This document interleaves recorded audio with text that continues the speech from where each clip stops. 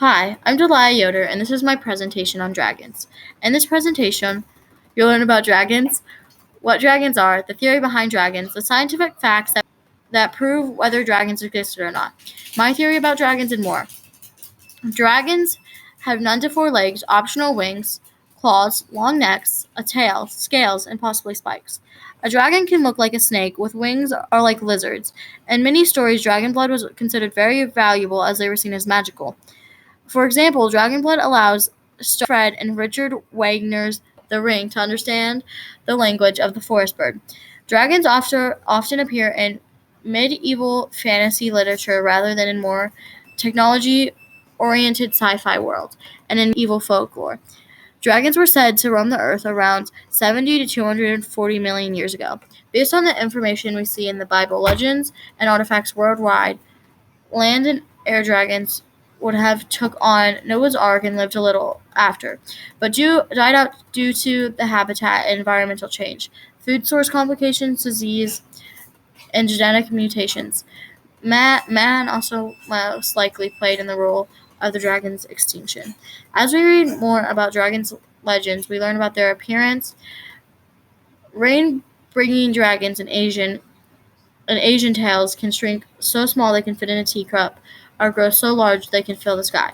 Dragons in Europe can slaughter people with their malodorous breath or spit fire and put whole cities ablaze.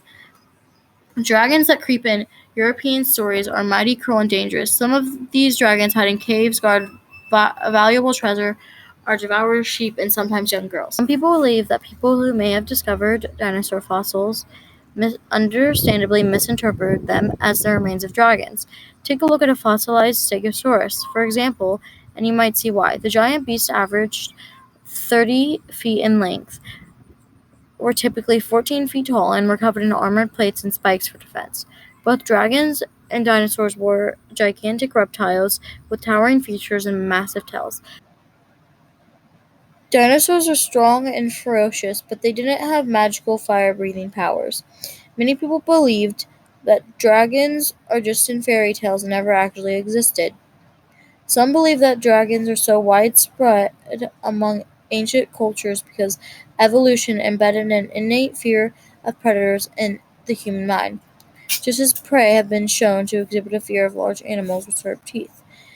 In more recent times, these universal fears have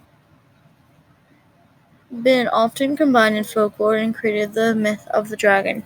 Many people believe this theory because dragons are, in some fairy tales, magical, which makes them seem less real.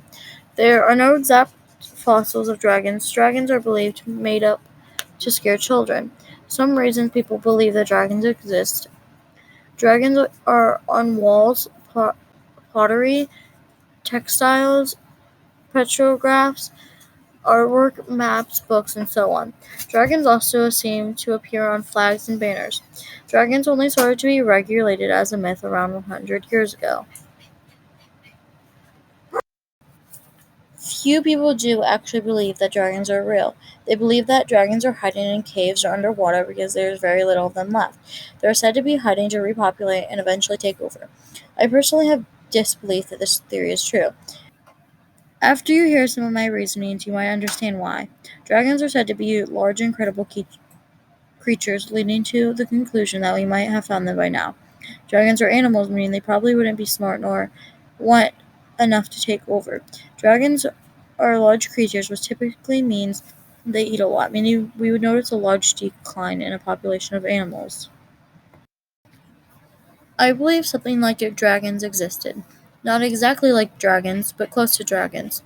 There are many animals similar to dragons. I believe that something relatively close to them existed but died out around 70 million years ago. I believe that dragons never roamed the earth, but something similar like the Topicashogani did. The word dinosaur wasn't even around until scientist Sir Richard Owen introduced it in the mid-1800s. Before then, large reptiles were called dragons.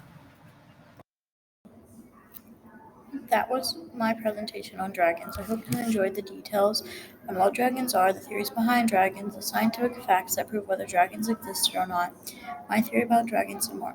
I expect you to learn lots and will deem this information useful in the future.